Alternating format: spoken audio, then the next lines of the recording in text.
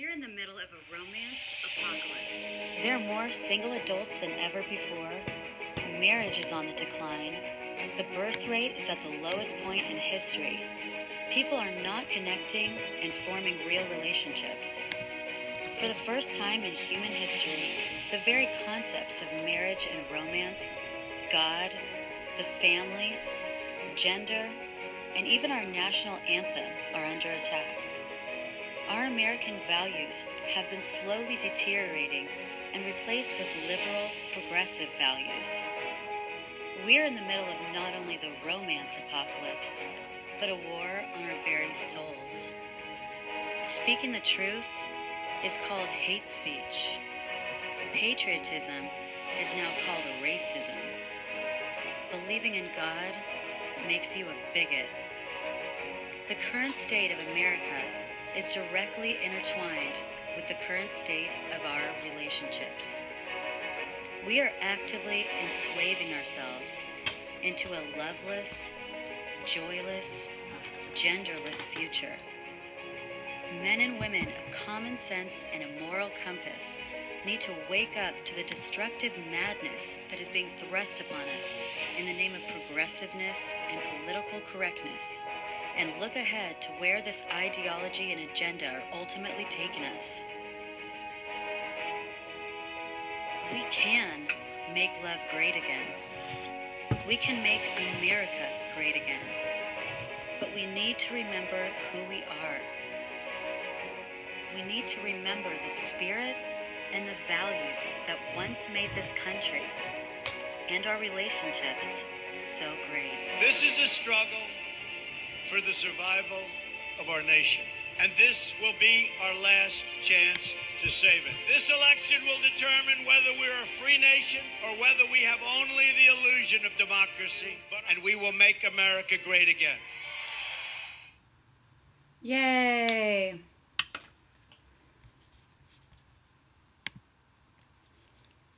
Hey everyone, welcome to Make Love Great Again. I'm your host, DeAnna Lorraine, and you are on the New Right Network. Make sure you are following the New Right Network, by the way, at New Right Network on Facebook, on Twitter, on YouTube, on Periscope, and on Twitch. I'm your host, DeAnna Lorraine, and it is Monday, June 18th, right? Cool. So who we got in the house here? We got Spanker in the house. Welcome. We've got, thank you. I'm glad that you love the intro. Stop by to say hi, but we'll be gone this week, busy at work. Oh, hey, G Money. Well, thank you for stopping by. I appreciate it. DeAnna, you don't reply to those forms on your website or they don't get sent properly. I do respond to them. So my assistant was out of town this weekend, actually. So I will respond as soon as we're done with the webcast here. I just get so many every day. So sometimes it might take us 48 hours to get back. Thank you. This is my favorite outfit because it's so comfy. It's like the comfiest onesie ever. See, I call it my Tomb Raider outfit because it's very Tomb Raider, kind of James Bondy, but it's one of my favorite outfits because it's made of cotton and it's super comfortable. I love onesies. We've got Glitch Mod in the house, Eugene Shin, Samuel, Spanker, DJ, Shooter Down Under. Let's just make sure the Periscope's working before I continue. Come on, Periscope. Super comfortable. I love onesies. Okay. We've got Glitch Mod in the house, Eugene. Cool. We've got everything working properly. And by the way, it does help if everyone just takes a moment and retweets the link to the YouTube Live or the Periscope that I'm broadcasting right now. So if anyone could just take a moment and everyone personally retweets this and says, hey, join the show right now, that would help a lot because we want to increase the viewership as much as possible.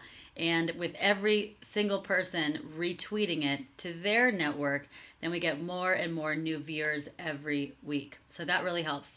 Hey guys, we got John Galgus in the house. We've got lots of great people in the house. Happy Father's Day. Happy Father's Day month.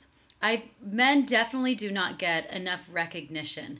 And especially, we'll go over in a minute, how this Father's Day, women, feminists, shall I say, not women. I want to make a very clear distinction between feminists and women, because there is a very big difference. Feminists, I wouldn't really even call women at this point in time. I don't know what they are. They're he, she, part beast, part human. I think that's more, I think they're more animal than human these days. And I would place my bets on that. If we tested their DNA, they would probably be more animal DNA. But anyways, so feminists have been trying to stamp out Father's Day. And it's very sad because as it is, men do not get enough recognition for Father's Day or for any day of the year. Men are already starting to get stamped out of our society, and it's heartbreaking. So now we take the one day that's supposed to be just for men, that is supposed to just acknowledge and encourage fatherhood, and instead, what do? Feminists try to take that day away. It's very sad, and we'll go over it in a minute, but let's take a moment. And what I always like to do, if you're new to my channel, is I like to just take a moment and we all say one thing that we're grateful for, because it's good to start the day off with gratitude, with an attitude of gratitude. And no matter how you're feeling, even if you're down in the dumps, when you start with an attitude of gratitude, because there's always someone that has it worse, there's always someone, or there's always situations that could be worse. But when we can be thankful for those things that we do have in our life, no matter how big or small we perceive those things, they are still things to be thankful for. And then we can get into a better emotional state to be more receptive for God giving us more blessings. So I am thankful that I have a father. Sometimes I feel that my father, unfortunately, after my parents' divorce when I was young, they weren't geographically in the same area anymore. We moved up to Northern California with my mom and stepdad, and my dad stayed in Southern California, which was, where we were from. So geographically, he just couldn't be a big part of my life for many years. And, we went from seeing each other every day to seeing each other once a month, and then seeing each other maybe every other month. So that was really hard. And I was, of course, resentful of that for a while. But I can also say I'm thankful for even having a father. When my dad's there and the relationship we do have is strong, we've worked to make sure that it is a strong bond between him and I.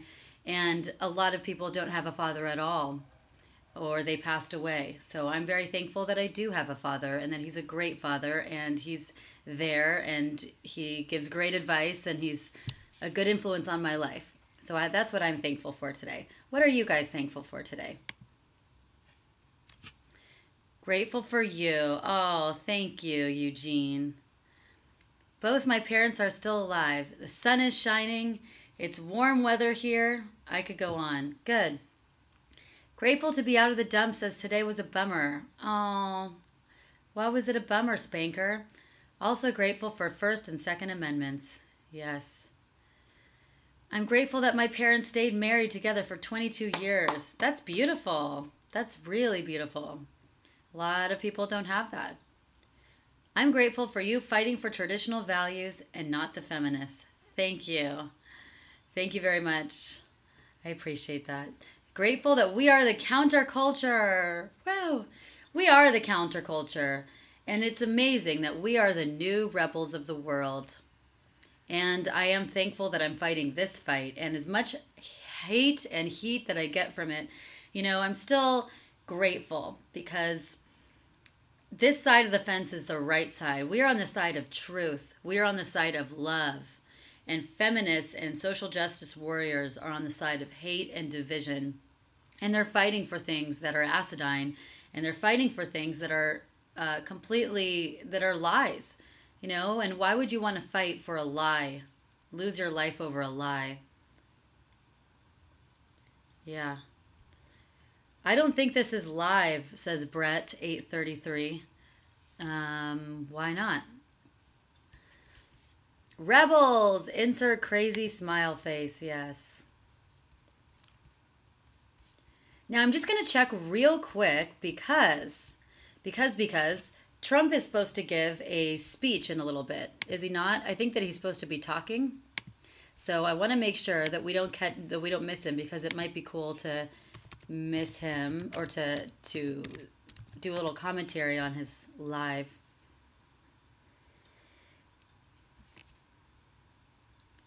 Okay. Is he speaking right now?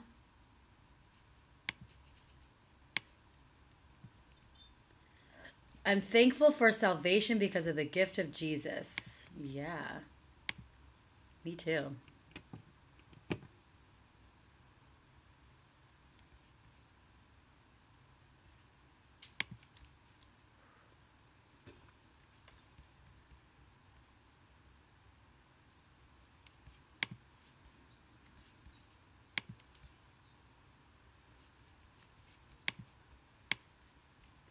America needs folks like you here, yes. Hot chick, game over. Thank you. I appreciate it. I'm thankful that you have me as well and that I have you.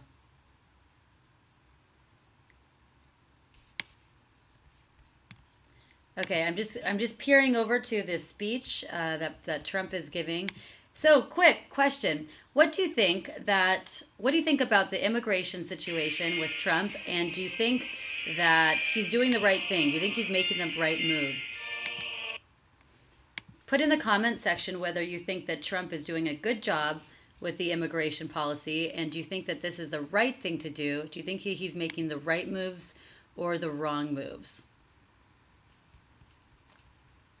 And then we'll switch over and we can watch some of this live.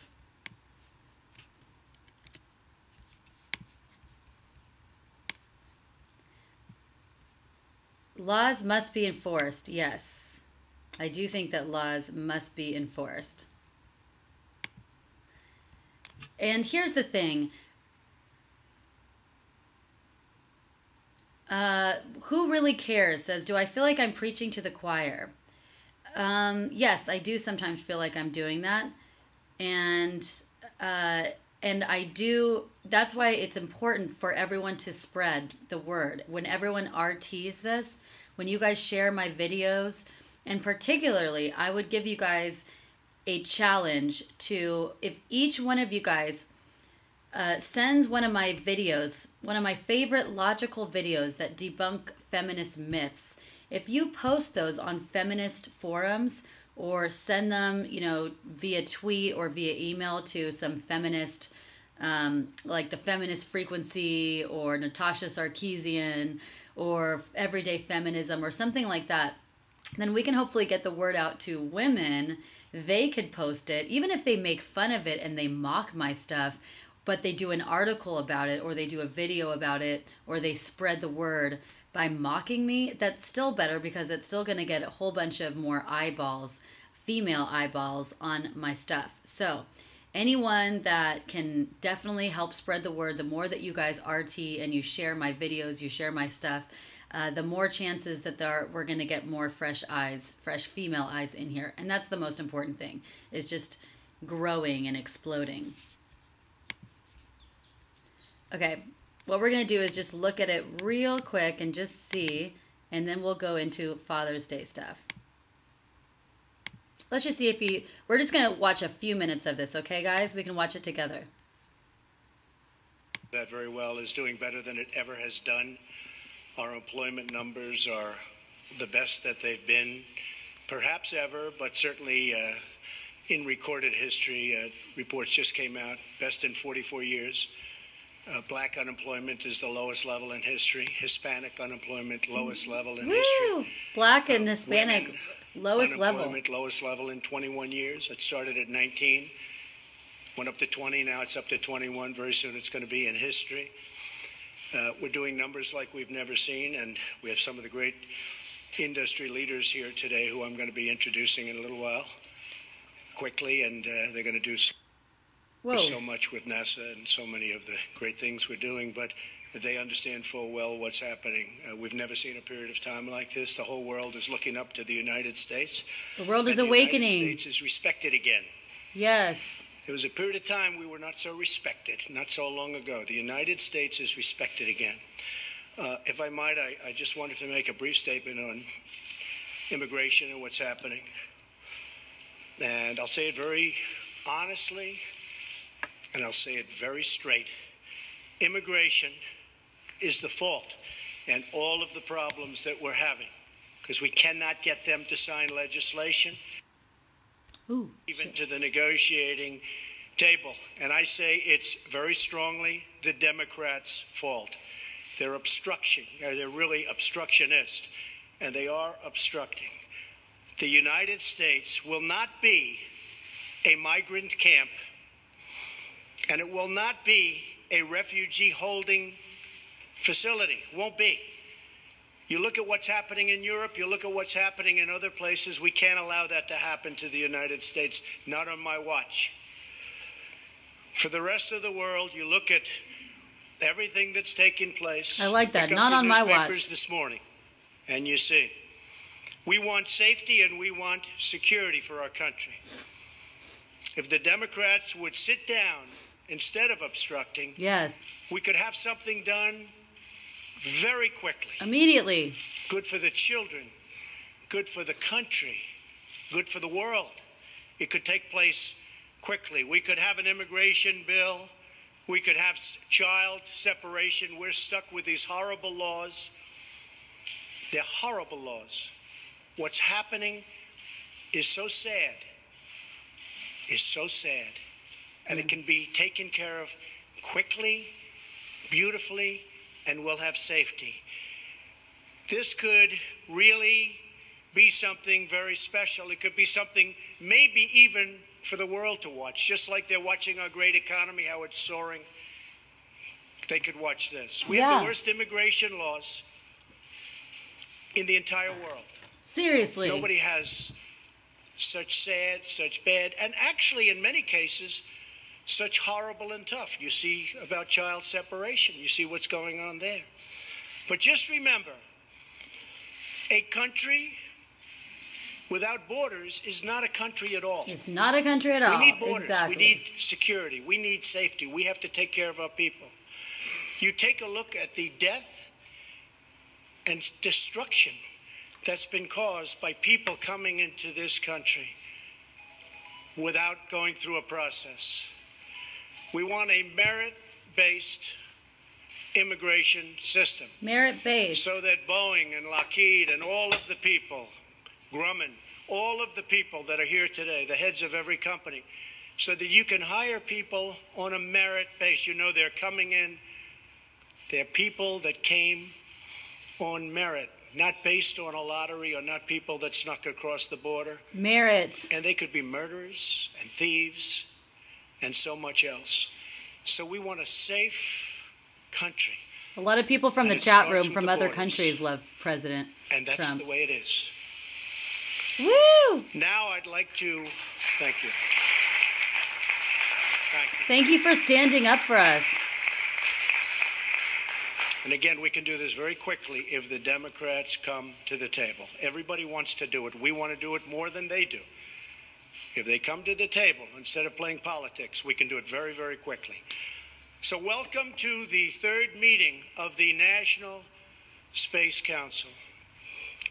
Okay, what do you guys think about what he just said?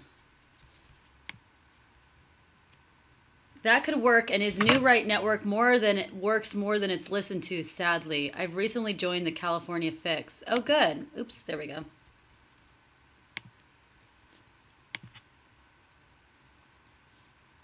Fix my hair. Okay, red wave is coming. I think so. Not just red wave, but red tsunami. Chrissy loves watching President Trump. Just pure logic and the way he triggers people with good plans. Well, it is logic, right? All he wants to do. We are not saying that we want to separate children from their parents. Nobody wants to do that. Nobody wants to do that. Everyone has compassion in their hearts. But when we talk about Migrants coming over, they're saying, the latest story is that Trump is trapping children in cages. Cages, right? And, their constant plea for empathy and to create outrage is sad. But again, who are the ones that are breaking people's hearts? Who are the irresponsible ones? Who are the immoral ones? What kind of a parent, what kind of a good, responsible parent would bring their child into a very dangerous and unlawful situation where they know the rules at stake? They know that there's a very good chance that they may get separated from their kid, or they don't know exactly what's going to happen. But even that unknown is something that should create pause in parents. That's the most irresponsible thing. It's very selfish, I think. Why are you going to go rob a bank when you have a child at home? If you go and rob a bank as a parent, there's a good chance that you might get arrested and thrown in jail or prison. And you're going to go do that still if you have a 1-year-old child at home? It's committing a crime. Why is that any different if you're committing the crime of going and taking the trek all the way to sneak across the border? Yeah. Well, if the Dems come over to the table, that's all we've wanted, is that they can just strike a deal. And they don't want to, because they don't want the border wall. They don't want to put any money towards the wall. They want to get amnesty for all, but not have to give an inch in what Trump wants, which is the wall, get rid of the Visa lottery program, and have a merit-based system. We want the best and brightest here. Yes, we are a country of immigrants, but we also, why is it considered racist to simply want people who are going to contribute positively to the country? We want the best and brightest. We don't want people that are the worst or that are very low skilled or low intelligent, people who are going to be a drain to the system instead of an asset to the system. To me, it's just common sense. Back in the country, Eugene Shin, great point, is it their parents? Heart. Some of these illegals use kids as a means of a free entry into the country and then commit crimes. Exactly. A lot of the times, it's not even their parents. It's not even their real children. They steal random kids from the sidewalk and they bring them in, and they don't have any identification. A lot of times these kids are even being trafficked, and a lot of times they just ditch them at the border once they get through, and it's not even their child.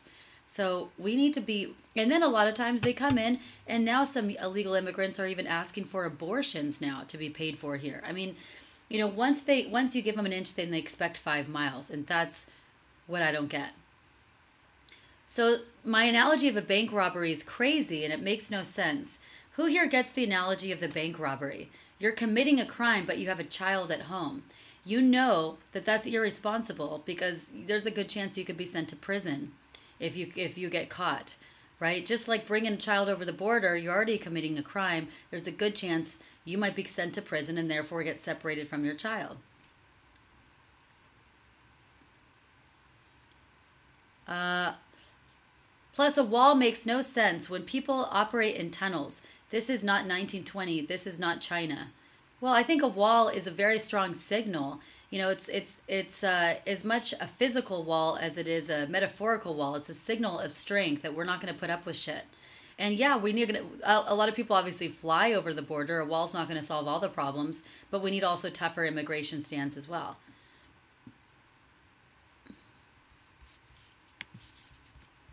Anyways, now I'm just going to put this here, okay? This is not to be racist. This is not, I'm just going to say this again, this is not to be racist. And I hope that I can be interpreted this way. Not to be racist. Again, I'm not being racist. However, I found this really interesting. There is something to be said about, well, I happened to look this up. This is just an interesting thing. But I happened to find this. Oops. Okay. I thought this was a little bit interesting. Okay, this is an IQ research. So this is a world ranking of countries by their average IQ. So really, there's interesting stats about high IQs versus low IQs and what countries that they originate from. So all this is just stating facts, and you guys can look into it if you want to. I just found this a little bit interesting. So this is all the countries ranked in order of IQ. Hong Kong is ranked number 1 in IQ, right next to Singapore, South Korea, Japan, China, Taiwan. So Hong Kong and Singapore are, right in the first for high IQ, an average of 108. That's pretty interesting, right? And then comes Italy, which this is nice because I'm Italian, so that must mean I have a high IQ. And then we go down like Switzerland, Mongolia, Netherlands, Norway, United Kingdom. It's very interesting. And then we got all the way down here. And it is interesting all the way down. So here you can see the IQ, the average IQ, literally in colors. World ranking of countries by average IQ. And over here in the US, you can see that the average IQ is between 95 and 100, right over there. And then over here, these are the Asian countries, the average IQ is above 105, right there. And here, these are the African countries. Now again, there's always exceptions to the rule. There's always also people that are mixed. This is just taking the average IQ, apparently. So there's 65 and below and 70 over here. And then there's, some mixed around. So yikes, I'm probably going to get major tomatoes thrown at me for this, but it is interesting. So I don't know. Why should we maybe not look at countries like this?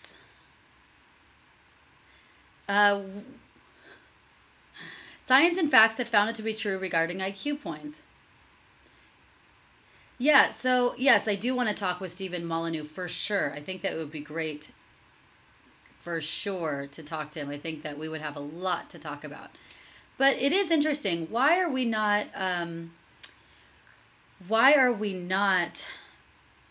bringing in people from higher IQ countries? Wouldn't it be maybe smart if we really were serious about this, this kind of statement that we constantly make that America is a country of immigrants, and immigration leads to cultural enrichment, and it leads to a better, richer country. If we're really serious about that statement, then wouldn't it also be making sense logically to then choose people from countries with higher IQs or higher productivity rate, and maybe have a limit on lower IQ countries? Again, the way to solve this is have it be merit-based, right? If you want to be in, it's kind of like getting into a really high-intensive seminar or a club.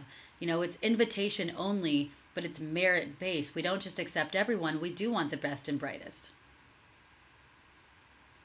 Speaks to the educational systems around the world. Yes.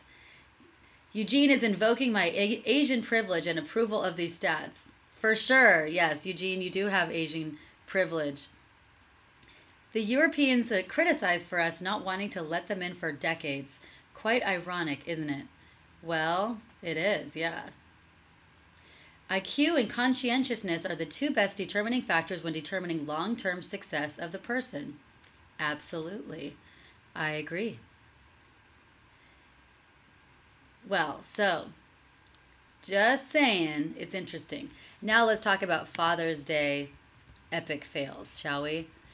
Here comes Feminist to ruin the day. Feminists come in and ruin Father's Day. Of course, why would we expect anything less? Let's see what they have to say about Father's Day.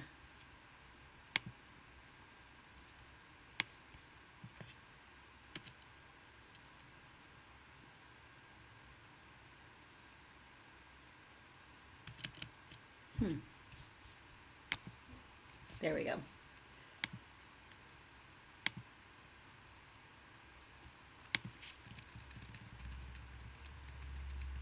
Oh, well, first we got, this is hilarious. These people never shut up, and they think that they're actually relevant. They think that we actually care to listen to them. But the sad thing is there are a lot of people that give them the time of day. Kathy Griffin, who looks more like Manly Griffin these days. Here's what she has to say. Did you guys see what she did? Poor Melania Trump. God, she gets bullied more than anyone. Melania Trump, all she did was, she said that Mrs. Trump hates to see children separated from their families and hopes both sides of the aisle can finally come together to achieve successful immigration reform. She believes we need to be a country that follows all laws, but also a country that governs with heart. Wonderful thing to say, and that makes perfect logical sense. Wasn't she a legal immigrant as well? A legal immigrant that knows 5 languages?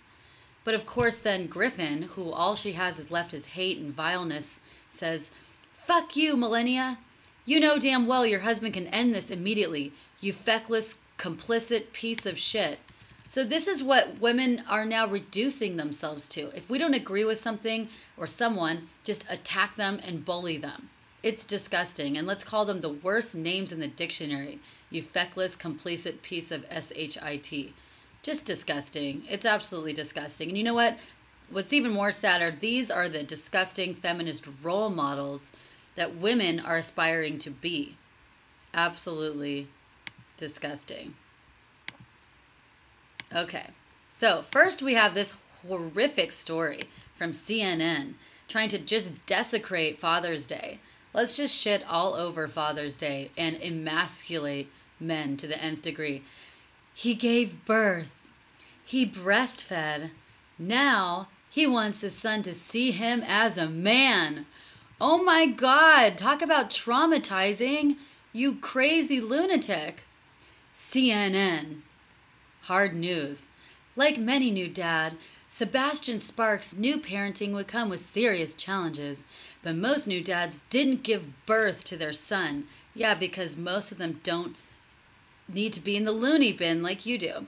They didn't breastfeed them. No, because they're not crazy. And they don't endure glares from strangers when they go shopping with their wife and their toddler son. I can't stand when they complain and cry about people glaring at them. Of course people are going to glare at you. You have a beard and you have breasts. Sebastian, 24, is a transgender man who lives with his wife, Angel, fitting name, in suburban Atlanta, more like Dark Angel. Assigned the female gender at birth, he began transitioning 5 years ago. It's a process that felt more complete last month when he had surgery to remove his breasts. Okay, so first he breastfed, then he removed the breasts. With Father's Day approaching, and by the way, what kind of I wonder what the birth process was like when he was taking all these hormones. Don't you think that causes brain damage to the child? With Father's Day approaching, Sebastian finds himself thinking about gender roles and what it means to be a dad. Oh, let's hear your idea of gender roles and masculinity. He hopes Jackson will see the difference. I'm going to be a better father, being comfortable in myself and seeing that confidence in me. His journey to marriage and manhood. Now, we're not going to watch or read all of this garbage, but just maybe the highlights. Oh, wow. Look at him. He's just destroying his body. Do you think God really wants that? To just destroy the sex organs that he gave you? They both knew they wanted to be parents, blah, blah, blah.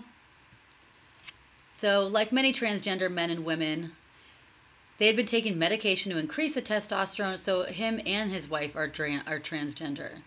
Getting pregnant was fine. Trying to stay pregnant was difficult. These people probably shouldn't have children. Just taking ganders. When they went out in public, people would snicker. Yeah, of course they're going to snicker. When Sebastian was pregnant, someone close to him threatened to take the baby away, saying his life at home would be unnatural. Thank you. Thank you for trying to step in. For security reasons, he and Angel were listed as anonymous at the hospital. So they can so Child Protective Services can take kids away from conservative parents for having marijuana in the house, but they don't take them away for this. Oh my goodness. Angel, a multi-faith minister, said this was a test of their faith. But as she sat there, of course, they're always going to bring Christianity in here somehow. They're going to do it so that they can start start whittling away at God's laws, at the laws of the Bible.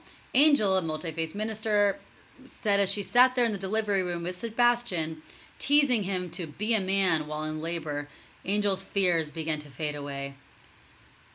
Okay. So Sebastian sometimes had a breastfed when he and their son were out in public. The three of them drew stares as they navigated the aisles of their neighborhood stores. People would snicker or call us a faggot. He'd try so hard to cover it up and hide what he was doing. Maybe he shouldn't do that in public. It's uncomfortable and sweaty and itchy. Gross. Okay. So here's where they talk about masculinity. For their son, they want a future without limits. The Sparks try not to put too much stock into gender roles. Yeah, that child is going to be as effed up as all hell. In their 2-bedroom apartment, Jackson has a mixture of toys in the room, from little trucks to dolls. Angel puts Jackson to bed some nights, while sometimes it's Sebastian. Oh my gosh. Sebastian wants to teach Jackson. One of them is to how to pee standing up. Something Sebastian does with the help of a detachable prosthetic. Okay. Okay, interesting. So Sparks' family has no plans for Father's Day this year. Sebastian says he'll be working on Sunday.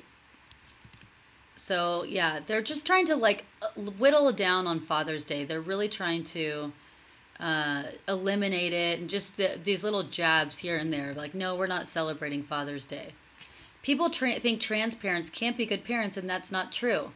Trans parents are just like any other parents. That's not true. That's a lie of epic proportions. Why are we pretending? Why are we pretending that a boy living with a trans man and a trans woman are just like any parent, and they can just get just as great as a fatherhood experience or as a parenting experience as any nuclear family? No, it's just not true. There's so many studies, and not only studies, but our gut level intuition knows that it's not true, that we need, and children need, both a manly man, not just a man, like an actual man as a father, and a female as a mother, and a nuclear family, meaning that both of them stay together. Children need that to develop the best set of skills for their life, and to develop skills that come from the mother and skills that come from the father. Children who grow up with their own parents having confused identities, who they don't even know if they're a boy or a girl, or they're living with a mental disorder, are simply going to grow up confused themselves. And it's really dangerous that these dangerous people are spreading news and falsities like this. I've seen movies with characters like this. It never ends well for the parents. So tell me something. Does a lioness decide to become a lion and grow a mane? I don't know. I beg to differ too.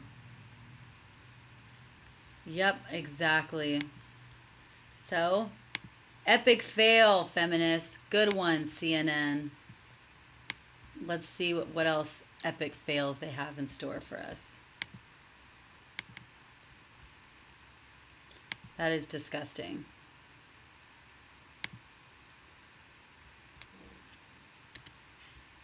Well,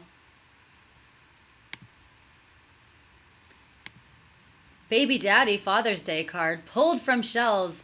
American greetings. Target apologize. Well, okay, this probably shouldn't have been on the stands in the first place, because it's celebrating a lack of committed fathers, right? But let's just see what kind of garbage this is. Baby Daddy Father's Day pulled from shelves. American Greetings, the world's largest producer of greeting cards, says an attempt at being playful missed the mark, and as a result, it's pulling a Father's Day card from retail shelves nationwide. The card in question, sold at about 5,300 big box drug and grocery stores across the country, shows a black couple kissing with the phrase "Baby Daddy" in the forefront. Inside, the card reads, "You're wonderful husband and father, and I'm so grateful to have you as my partner, my friend, and my baby daddy. Happy Father's Day." Okay, so After coming across the cart at a Target store last month, an angry Takesha Sanders took to social media. "You cannot be serious, Target. Really? This was the only Father's Day card that featured a black couple," noted the Dallas resident, who added the hashtag, "Our voices really. Hashtag not my narrative. Hashtag how about husband. Hashtag how about love. Hashtag how about just dad." So this obviously created a huge firestorm as usual. I wouldn't be surprised if Hallmark goes out of business now. But here's the thing. First of all, I do think it was being playful. It says baby daddy. And they highlighted here, "You are a wonderful husband and father. And I'm so grateful to have you as my partner, my friend, and my baby daddy."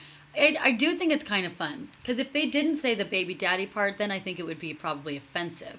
But the fact that they just, hey, a lot of black people call their baby daddies baby daddy. And a lot of even regular people call them baby daddy just for funsies, just for kicks. It's kind of funny. So, the fact that they just wanted to take this card down and they're claiming racist again is just ridiculous. It's just another one of these epic fails. But the sad part about this is that, we shouldn't be celebrating baby daddies that are not husbands or fathers. And if it was a husband or father, if it was no husband and father mentioned here, then I would see them being offended by it. But it isn't, so just a baby daddy. But we definitely have a baby daddy problem. And I've noticed that a lot of people are celebrating baby daddies, and they're not talking about the issue of actual fathers.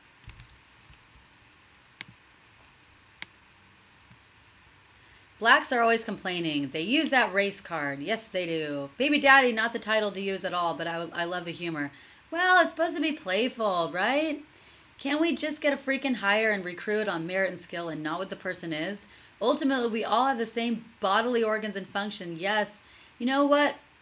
The other thing, well, that's funny that, yeah, Mr. to you. Some might even say the card was liberal. It was probably liberal. If anything, it was more liberal. It was supposed to be funny. But the funny thing is, even the left is cannibalizing themselves. They are eating themselves. They don't even realize it.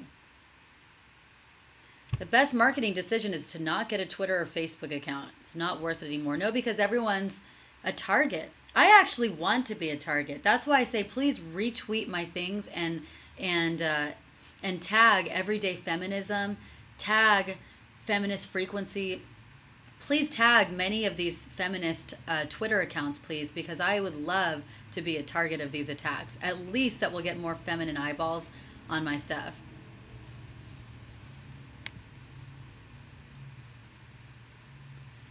Someone said I'm absolutely beautiful. Thank you. You guys are sweet. You being a target means free marketing. Exactly. So please retweet my stuff and tag Everyday Feminist, Feminist Frequency, and any other feminist Twitter account you can find. Because at some point, someone's going to have to see my stuff and be like, okay, I can't do this anymore. Yeah, exactly. I want to be a target. In fact, I even wrote into Everyday Feminism today because they did a stupid story that we will see in just a second. Okay. Here's a hilarious story by Everyday Feminism. Look what they did. Why I reject the racist myth of the absent black father. This is so stupid, Everyday Garbage. I mean, Everyday Feminism. Oh, by the way, which has a banner, transform white guilt into anti-racist action. By the way, if you ever want like a daily dose of comedy, like real comedy gold, go to everydayfeminism.com, bookmark it, follow them on Twitter. It's absolute comedy. So this person is rejecting what she believes is a racist myth of the absent black father. Let's just see a little bit what she has to say. Our uncles Richie and Maxie made us feel like the world revolved around us and that we were safe and free, blah, blah, blah. And she talks about, our experiences reflect a relevant perspective that sees fatherhood as less about biological contribution and more about emotional involvement and consistent presence. Okay. She said, why is it, well, it's true that Nikki's father was a sporadic event in her life and early on, so was mine. It would be inaccurate to say that we grew up without fathers. Actually, it is accurate to say that you grew up without a father. If a man is just sporadically in your life, then that's a pretty, that would qualify you as pretty much being in a fatherless home or not having a present and engaged father. Blah, blah, blah. Sifting through the myth to recognize the truth. Look, there's nothing to sift through. There's nothing to sift through, crazies. The only thing to sift through is to see the myth or to see the reality. The facts are there that at least 76%, and this was, by the way, they're hiding this myth now. They're hiding it. They're hiding the facts. The last time that this was recorded, which was, I believe, in 2012, if not earlier, it's in my book, it was 76% of all people in the black families are born without fathers. And I believe the statistic is 80%. 80% of black children grow up in fatherless homes, meaning that the father is technically considered absent. Now, this is not a myth. This isn't a fairy tale. This is a truth. This is a fact. Why are we denying facts here? Here we go. But for me, this topic is far more personal than statistical. I'm sorry, but no, there's nothing personal about it. This is statistical, and this is the problem with these people. They take feelings over facts, and now they're making it all about urban agriculture, blah, blah, blah. I don't know what she's talking about. Uplifting communities and educating children. Books that remind black boys to buck the system. Okay. So this is all, again, they're turning this more into racism. Black schools in America tend to focus on white history and experiences, leaving many children feeling isolated from the references and intended lessons with them. It doesn't focus on white children, it just focuses on American, last time I checked, American history. How we dismantle the myth. Okay, a complex one that must make room to represent households where love, protection, and care are freely given by men who may not share genetic likeness to the people with whom he shares a roof. Okay, so this is basically just, again, it's spreading more lies. It's telling the black community to, like, move along, nothing to see here. Move along, nothing to see here. Yeah, this is not true that 80% of black children grow up with absent fathers. Nothing true about that. Move right along. That's what they're saying. And it's just enforcing lies over truth. It's just treating people like fragile little snowflakes who can't handle the truth because the truth is somehow offensive or the truth is somehow racist. We are living in this backwards world. If we actually taught people the truth, then maybe we can step out of the problem because the truth lies in the solution. The solution lies in truth. The problem, we stay in the problem when we stay in the lie and we continue to perpetuate the lie.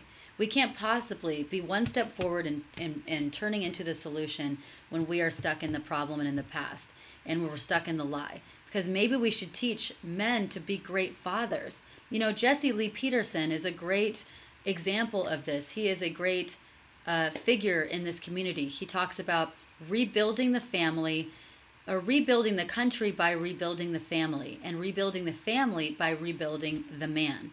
Because he works very largely in the black community, and the black community is largely absent of fathers. And if we teach guys that this is not cool behavior to be a baby daddy to 6 different children, and to actually be a man, stand up. If you impregnate a woman, be a father and be a present father, not a pregnant father, be a present father. This is what we need to rebuild the family and rebuild the country and rebuild the black community. It is not considered racist to call things out for what they are, to call out the truth. You know, and if we can talk about the importance of women having present husbands and fathers and not also thinking it's cool to get impregnated by 7 different men, or it's cool to just ditch your father and live on government assistance, maybe we have a shot at really solving the issues that are affecting the Black community and Americans as a whole. Because the family and the emasculation of the father is what's at the crux of all of our society ills and problems right now. It really is at the crux of it. And we are not talking about it. We are not talking about it. We're ignoring the problem. An everyday feminist is a accomplice to this. Hi, UF Stem Cell. Yes. Yes, yes, yes. Because we are the test run for this. Yes, DJ, that's really true. That is why there are more fathers of other races that are now being replaced in homes, because the Black community was a test run for this. They absolutely were a test run. They targeted them, and guess what? It worked. It works. Look at the Black community is in total disarray right now. And not only that, but we have the Black community even pointing fingers at the wrong problem. They're saying that the reason for their problems is systemic racism and cops being racist towards Black people. That's the root of your problems? No, no, no, no. It's not. It's the family unit that is broken and the lack of fathers in your homes. Johnny, those stories will really wake people up. Before the 60s, Black families were 96% nuclear. Exactly, exactly. The more I read about it, the more horrible it gets. They were literally replaced. Let me read you some stats from my book. This is the chapter on feminism, okay? Chapter 2, feminism, where it's gotten us. So, this is kind of sad. So, between the mid-60s and the late 80s, the amount of parent-child interaction time declined by 43%. 43%, the amount of parent-child interaction time. Also, here's this. Prior to the mid-1960s, there was legislation in place that protected and encouraged traditional marriage. Later, laws were changed, and now there are financial incentives for women to remain single or keep a child without a father. The current welfare system discourages mothers from establishing a stable 2-parent household despite a portion of welfare funds allocated to promote this kind of family structure. This is because women who marry or maintain a home with the biological father can face the reduction of their benefits. Welfare reduces the financial need for marriage. This is beginning of the war on poverty. So the war on poverty was really a war on, it was actually creating more poverty. It was masked. It was an experiment, like you said. Less educated mothers have increasingly become married to the welfare state and to the U.S. taxpayer rather than to the fathers of their children. As husbands left the home, the need for more welfare to support single mothers increased, thus resulting in a destructive feedback loop. Yep. There is a crisis of fatherlessness, and no one's talking about it. At least 72% of babies born in the African American community are born without fathers. And again, this was about 6 years ago as the latest stats. They are burying these stats. They are not talking about them. If things didn't change, this is the future will look like. Yeah, just look at Detroit. Bye, Samuel. It was good seeing you on here. CNN once had a story about a Black girl who actually knows where her father is. That's so sad.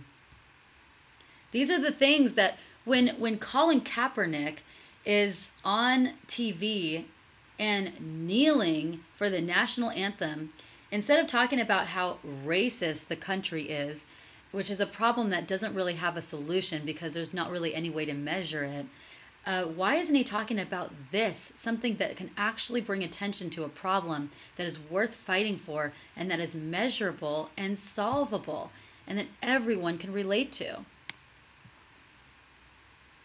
The Australian Aboriginal is experiencing the same thing, shooter down under. Wow. Bye, Robert Bishop.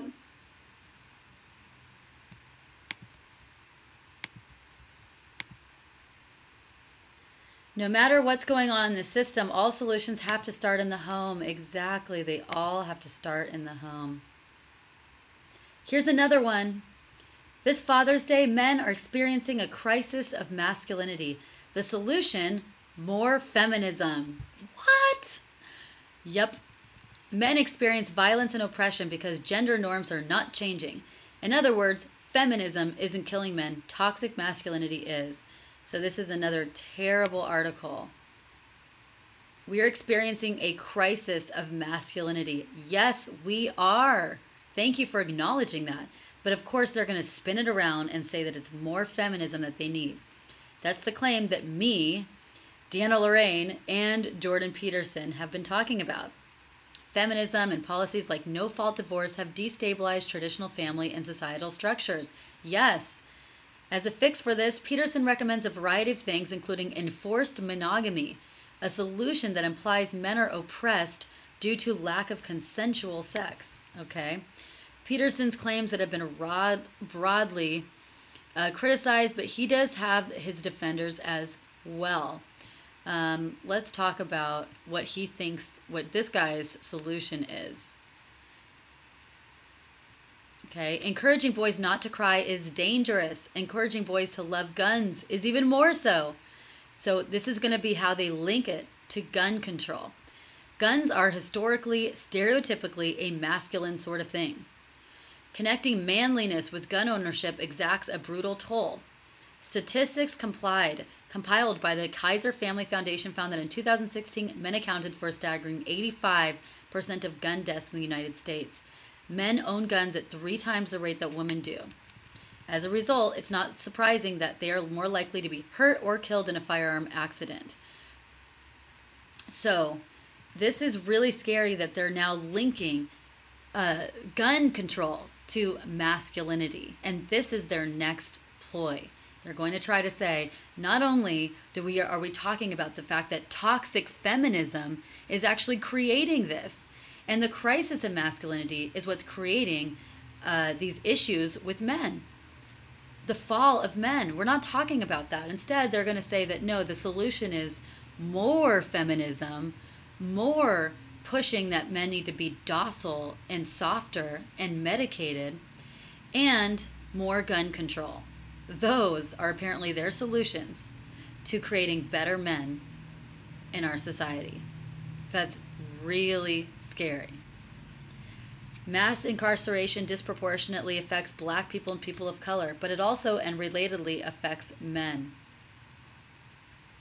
All right, so yeah, what feminists are weaponizing men. They're weaponizing these issues, and they're saying that, you know, that what we need to do is just teaching men to be more like women, because since women are apparently morally superior, what they say, and they're less violent, less likely to use guns, we need to teach men to be even more like women. They need more doses of feminism, more doses of training, anti-harassment training, anti-violence and rape training, and we need to take away their guns.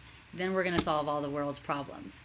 When in reality, it's very scary, because men never used to have feminism training. Men always have had guns. They never had feminism training. They never had harassment training. And all the way up until the 1950s to the 1960s, men were great. They were brave. They were proud. They were strong. They were great fathers, great role models. They fought for us. They were protective, providers. They had families by the time they were 22 years old, and they had thriving careers. And they didn't have as much violence as we did now. So, no, this is not the solution. The solution is to teach men that they are not toxic just for being a man. The solution is to stop shaming men, stop castrating men, and start appreciating men, and give them back their sense of purpose in our society. That's what they need. And we need toxic feminists to go to prison for spreading this kind of dangerous propaganda. Yeah, all they want to do is disarm America so that the globalist New World Order can rule. Exactly. But an unarmed, weakened, castrated man is the most dangerous kind of man. A man without purpose is the most dangerous kind of man. Because they're defenseless, because they're not useful. and they were taught by other men. And let's watch one more. These epic Father's Day fails kept going on and on. This is horrible. Oh, here's what a retweet from Feminist Humor. Is this really funny? A feminist is anyone who recognizes the equality and full humanity of women and men. I'm sorry, I'm pretty sure everybody recognizes the equality and full humanity of women and men. But feminists believe that women are superior and that there are no differences between men and women. Oops.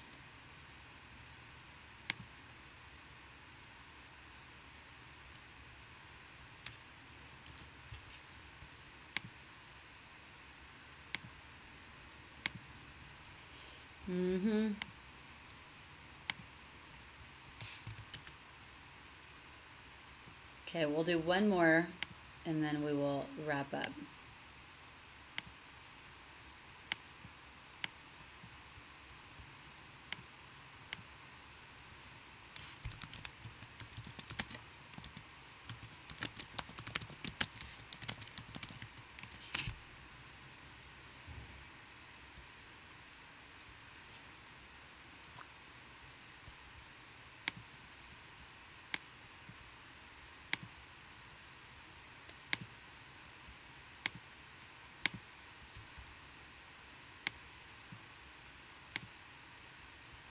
Okay, check this out. This is really sad.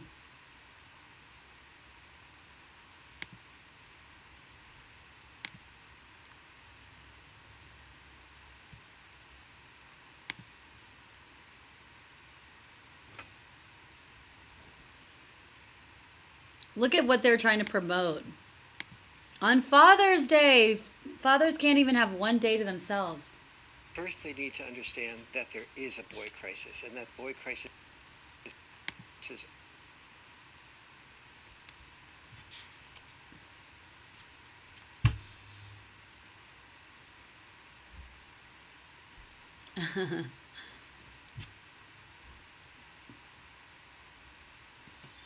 My father passed away when I was 3. There was 4 of us kids within 5 years. So my mom had to raise 4 kids by herself. Oh, whoop-de-doo. My mom was a single mother. So she raised both of us completely by herself, which is...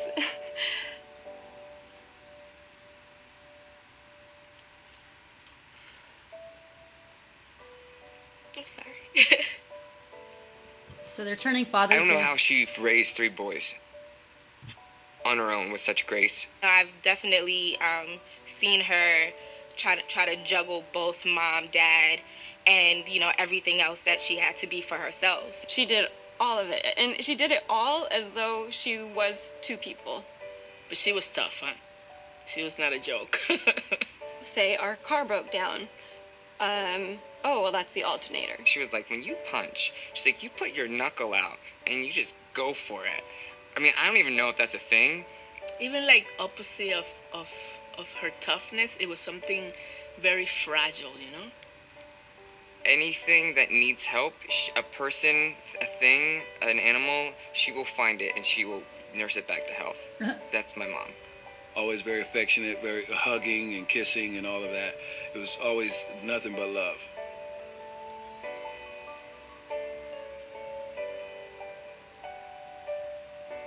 She really is like the most amazing mother, but she was really an incredible father. Like, truly incredible.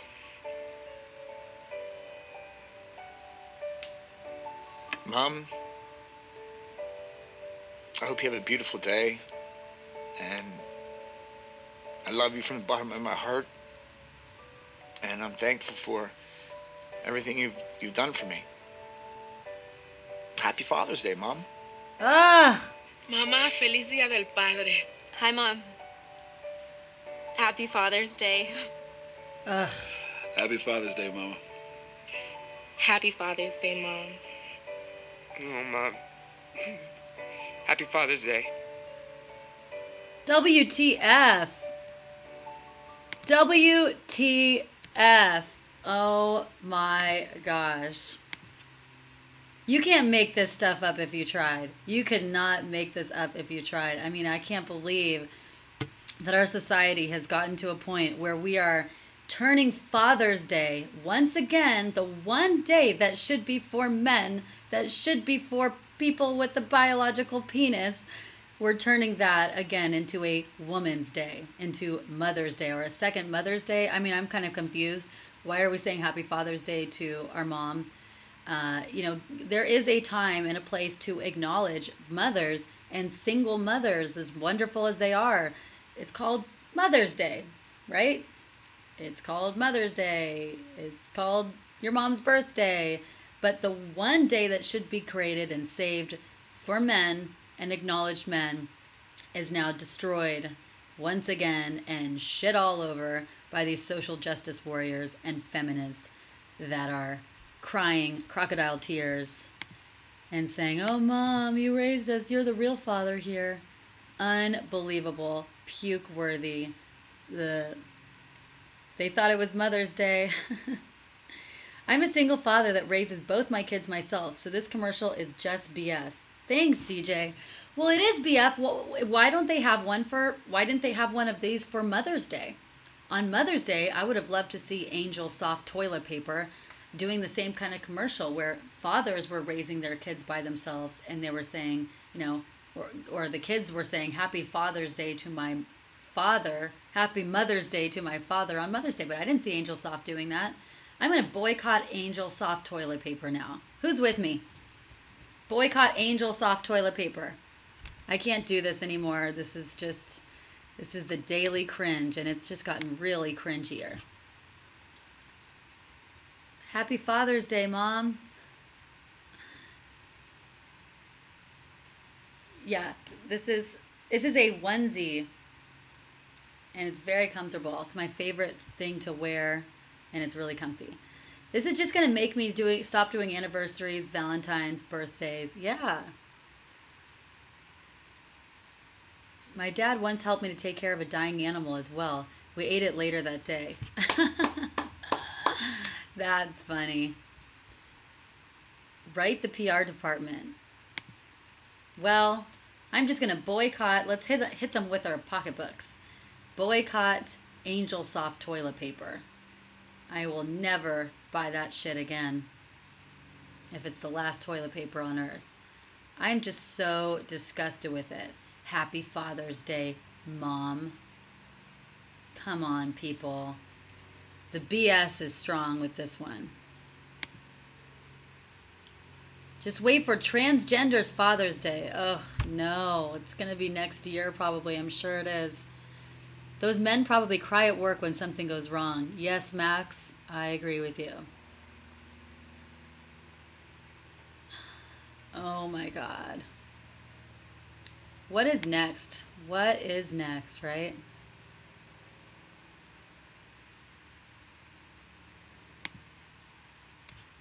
I think that was the end of my Father's Day fails.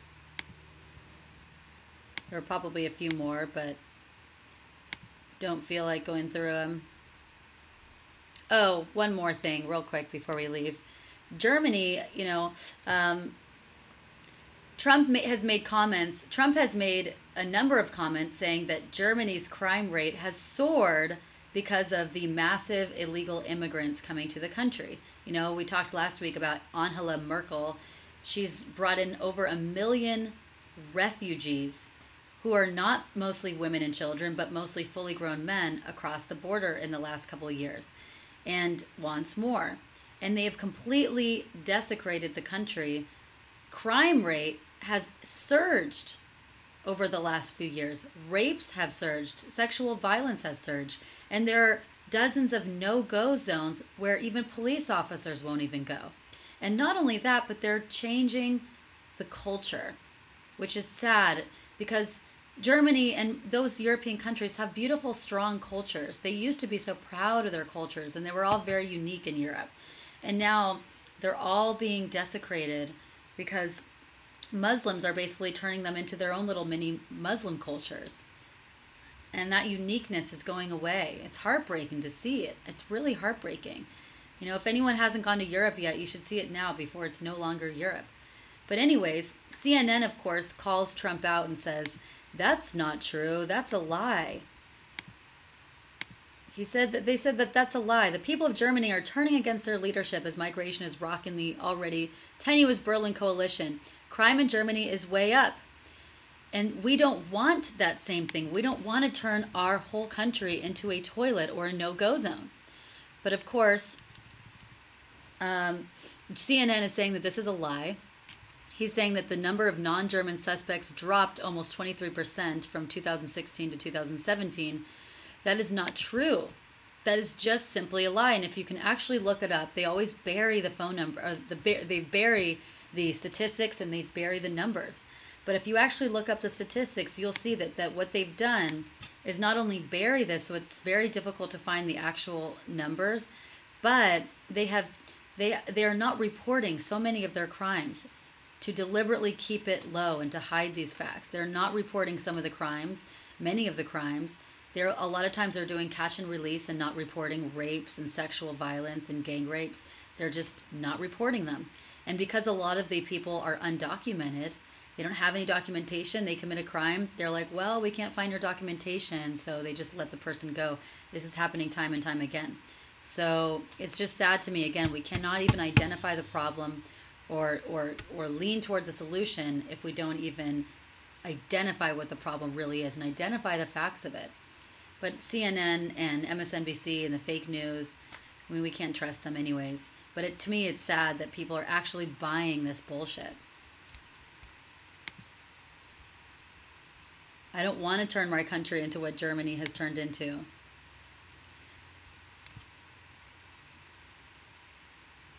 They finally reached Moscow. Yes. Okay, guys, I guess this is a good time to take a nice spiritual shower and say our prayer. Yes, Shooter Down Under, they are really hiding and burying the facts about Sweden crime, too. They have really, really buried them. They've even changed the word from rape to, I think, sexual assault or sexual violence or something like that. Sexual attack. No, it's called a rape, not a sexual attack. It's a rape.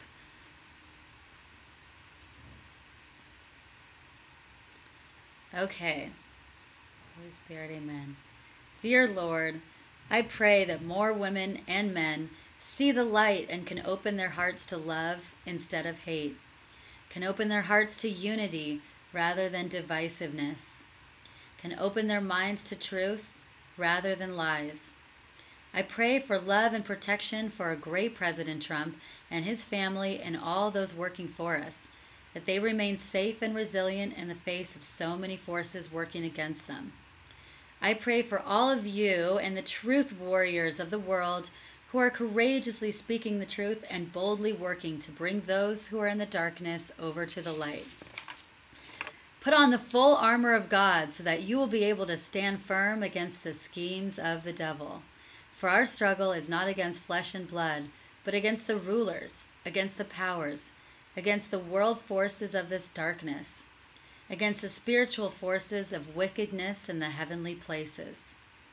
I pray that all of you find true and lasting love, and that God puts an incredible partner in your life to be with you during this journey, and that he may bring you all the family, the blessings, and joy that you deserve. And lastly, we know that good conquers evil, that love conquers hate, and that together and with God's help and grace, we're able to make our country and our world great again. Amen. We needed that prayer. All right, guys, I love you so much, and you are awesome. Thank you for tuning in. Remember, at New Right Network on Monday, Wednesday, Friday from 12 to 1 p.m. Eastern Time. Make sure you add me on Twitter at DeAnna Lorraine 7. That's at DeAnna Lorraine 7. And also make sure you subscribe to my YouTube channel where I post videos at least 3 times a week. My YouTube channel is also DeAnna Lorraine 7. Okay? So add that, spread the word to other feminists, tag the feminist frequency, tag everyday feminism, spread the word so I can get Target on my back and we can get more women in the room. Okay, guys, see you on Wednesday. Bye.